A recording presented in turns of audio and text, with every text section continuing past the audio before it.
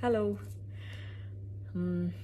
This is the first time that I'm getting in touch with you all to clarify something, and I think this will be the first time that I'll be thinking twice before I speak my heart, because I'm anxious that my words might be misinterpreted. So forgive me if I take a while longer than usual to communicate my thoughts. Mm. And I'd like to do this in English.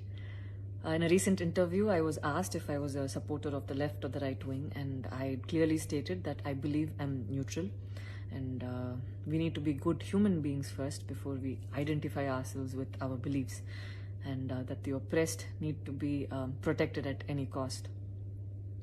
So further into the interview, I went on to elaborate on how I look at things, and I had quoted two references which had a huge impact on me, and which left me traumatized for days.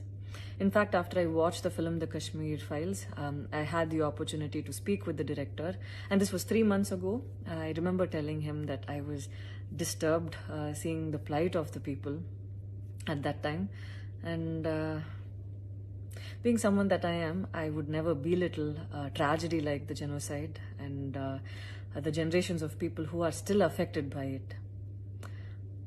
Having said that, I can never come to terms with the mob lynching incident that had taken place during our COVID times, because I remember seeing that video and being shaken for days.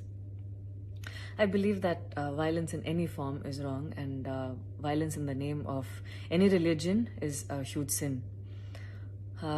So this is all that I this is all that I intended to say, and that's all.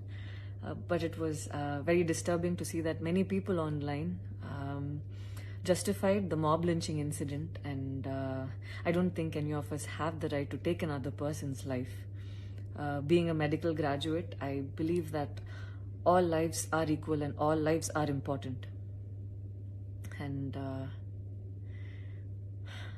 I hope a day doesn't come when a child is born and he or she is scared of his or her identity. And I pray that we're not heading towards that, at least.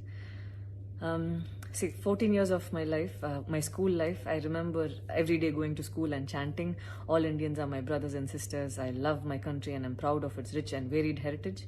So maybe it went so deep into my head. And we as children would never differentiated each other based on culture or caste or religion. So anytime I speak, it comes from a very neutral ground, and I was very surprised to see that whatever I had spoken was taken in a completely different way.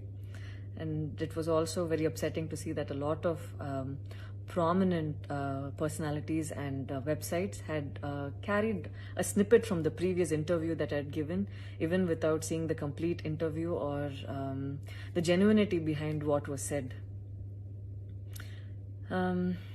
I would like to take this opportunity to thank the people who stood by me the last few days, because I remember feeling so alone and conflicted, wondering what I did wrong, and it was heartwarming to see that a lot of people raised their voice in support of me, and I felt like they knew me for who I am. So thank you so much for making me feel like I wasn't alone.